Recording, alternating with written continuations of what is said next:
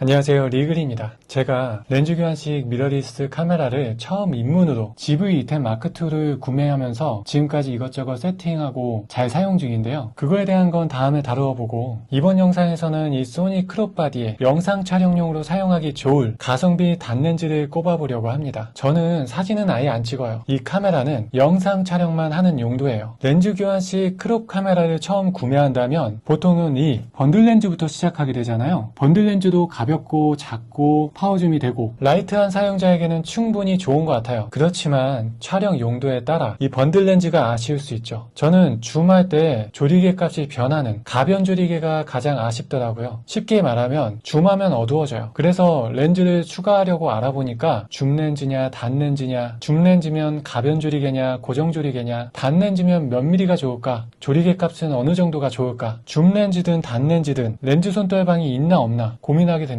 바디 말고 렌즈 가격만 수십에서 100 이상 호가하기도 해서 처음에는 어느 하나를 선택하기가 쉽지 않아요. 거의 소형 카메라 한 대 가격이죠. 지금 찍고 있는 DJI 포켓3 단품 가격이에요. 아니면 크롭바디 하나 더 살 정도로 비싸기 때문에 애초에 카메라 구매하려는 예산보다 더 많은 비용이 들 수가 있습니다. 소니의 크롭바디 렌즈군은 내가 필요한 용도에 맞춰서 선택할 만한 정답들이 어느 정도 있어요. 줌 렌즈는 소니 18105, 시그마 1850, 탐론 1770 중에서 보통은 선택을 하고, 단렌즈는 소니 35mm f1.8 카페 렌즈라고 불리는 렌즈가 유명합니다. 그 외에는 카리사라는 렌즈도 있고 삼식이라는 렌즈도 있어요. 그 단렌즈들은 모두 중고로 사면 더 싸겠지만 신품 기준으로는 최소 3, 40 이상 하고, 카페 렌즈나 카리사는 굉장히 오래전에 출시한 렌즈이기도 합니다. 저처럼 영상 위주 촬영하는 라이트한 사용자라면 가격적 부담이 적으면서 성능도 괜찮은 가성비 단렌즈가 있습니다. 바로 빌트록스 에어 시리즈인데요. 먼저 56mm가 나오고 그 다음 35mm가 나오고 얼마 전에 25mm까지 나왔어요. 정말 카메라 사는데 금액적 부담을 줄일 수 있는 가뭄의 단비 같은 저렴한 렌즈군입니다. 국내에도 정발을 해서 56mm와 35mm가 판매 중이고요. 25mm는 조만간 출시하겠죠. 알리익스프레스 행사할 때 프로모션 코드 할인과 카드 할인까지 적용해서 구매하면 더 저렴하게 단렌즈를 구성할 수 있습니다. 물론 AS 같은 건 정식 발매 제품이 나을 거예요. 저는 소니 15mm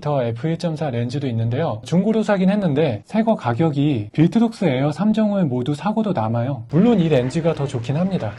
그렇다고 빌트록스 에어라인이 성능이 많이 떨어지냐 하면 생각보다 괜찮고 평가가 꽤 좋은 편이에요. 제가 뭐 이런 카메라 전문가는 아니지만 빌트록스로 촬영해보니까 딱히 불편함은 없었어요. 물론 이런 네이티브 렌즈나 고가의 G마스터급 렌즈들이랑 비교할 순 없겠죠. 비싸고 좋은 렌즈는 그만큼 값어치를 하니까. 그냥 저처럼 카메라 샀는데 저렴하게 단렌즈를 추가하고 싶다면 선택사항인 거죠. 사실 빌트록스 말고도 TT 아티산이라거나 멜키 같은 비슷한 가격대의 브랜드들이 알리에 있어요. 그 중에서 빌트록스가 좋은 이유는 빌트록스 초기 제품들에 비해서 AF가 많이 발전했다고 하더라고요. 그리고 렌즈 초점 소음이 다른 거에 비해서 적은 편이라서 영상 촬영용으로는 더 나은 것 같습니다. 물론 더 전문적으로 비교하자면 왜곡이나 색수차 같은 뭔가 더 차이들이 있겠지만 영상용으로 빌트록스가 제일 나은 것 같았어요. 무게도 사이즈도 마음에 들고요. 이 카메라에 대해서도 잠깐 이야기하자면 소니 크롭 카메라 중에서는 GV-E10이 가성비로 가장 유명해요. GV-E10 번들 렌즈 킷하고 빌트록스 단렌즈를 구성하면 그야말로 가성비는 최고이지 않을까 싶습니다. 하지만 GV-E10은 4K 30프레임까지만 지원되고 그마저도 크롭이 되기 때문에 4K 24프레임이나 FHD로 촬영할 거라면 상관없는데 4K 30프레임 이상 촬영할 거라면 GV-E10 마크2 혹은 알파 6700이 좋습니다. 이 두 카메라도 가격 차이가 꽤 있기 때문에 둘 중에 선택을 한다면 알파 6700이 손떨방과 기계식 셔터 방식이라서 더 좋아요. GV-E10 마크2는 손떨방이 없고 E10에는 있던 기계식 셔터가 전자식 셔터로 다운그레이드 됐기 때문에 들고 다니면서 촬영한다거나 사진 찍는 용도로는 아쉬운 모델입니다. 저는 삼각대에 고정해서 영상 촬영만 하는 목적이기 때문에 미러리스 중에서 가장 가볍고 작고 크롭 같은 거 있을 거 다 있는 GV-E10 마크2가 저한테는 괜찮더라고요. 빌트록스 에어 56mm와 25mm를 샀습니다. 사이즈는 둘 다 비슷해요. 아담하고 가벼워요. 만약 짐벌로 세팅한다고 해도 다 비슷한 사이즈와 무게라서 같이 바꿔가며 사용해도 괜찮을 것 같아요.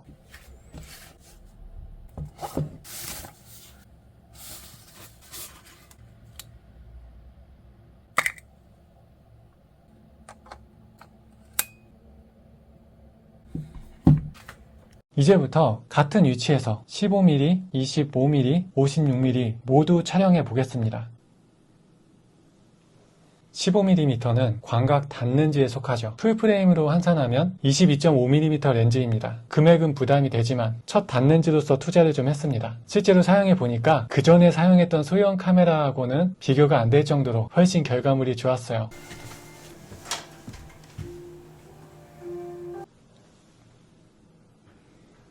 25mm는 표준 닿는지라고 할 수 있죠. 풀프레임으로 환산하면 37.5mm 렌즈입니다. 집에서 촬영할 때는 15mm가 너무 많은 걸 담는 광각이잖아요. 준망원 렌즈는 좀 멀리 세팅해야 되는데 집에서는 그런 공간이 나오기도 어렵고 딱 내 모습만 나오는 정도여서 혼자 촬영할 때 가장 편한 화각이라고 생각을 합니다.